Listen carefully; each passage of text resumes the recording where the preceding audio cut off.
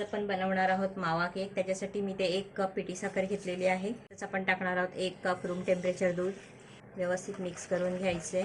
साखर आणि दूध एकजीव करून घ्यायचं आहे। दूध साखर एकत्र मिक्स करून झाली व्यवस्थित की त्याच्यामध्ये टाकणार आहोत 1 कप मावा। ते पण त्याच्यामध्ये मिक्स करून घ्यायचं आहे। व्यवस्थित मिक्स करून झालं की त्याच्यामध्ये आपण टाकणार आहोत पाव कप साजूक तूप।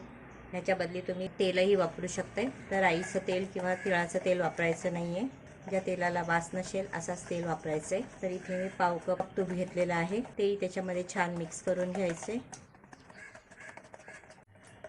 तूप त्याच्यामध्ये व्यवस्थित मिक्स करून झालं की आपण त्याच्यामध्ये टाकणार आहोत मैदा। तर इथे मी घेतलाय 1 कप आणि अर्धा कप, 1.5 कप मैदा घेतलेला आहे। त्यातच आपण टाकणार आहोत 1 चमचा बेकिंग पावडर आणि अर्धा चमचा बेकिंग सोडा।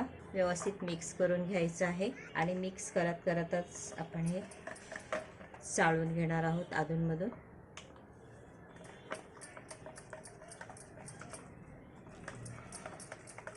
अशा पद्धतीने चाळून घ्यायचं आहे।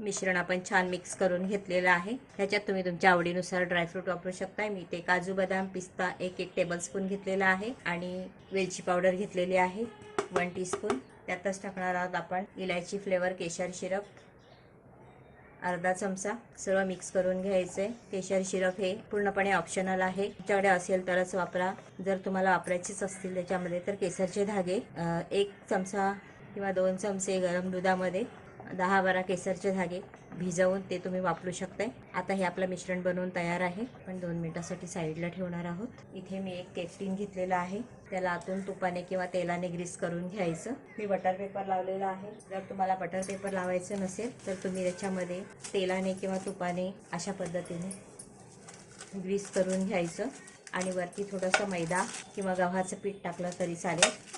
ते लावून अशा पद्धतीने फिरवून घ्यायचं ब्रशच्या सहाय्याने किंवा हाताने। ग्रीस करून झाल्यानंतर त्याच्यामध्ये आपण तयार केलेलं मिश्रण आहे पट टाकून घेणार आहोत आणि ह्याला थोडंसं टॅप करून घ्यायचं आहे।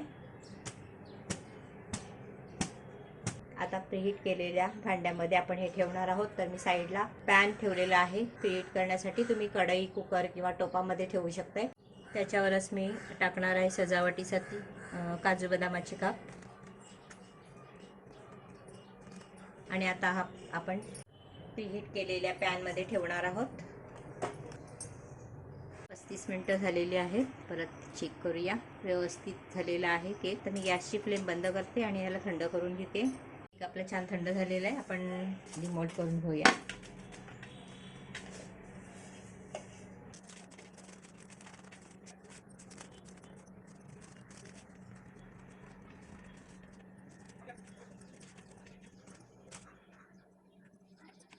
हे पहा मस्त सॉफ्ट झालेलं आहे। आपण आता कट करून घेऊया। साईडच्या कडा नको असतील तर काढून टाकायच्या।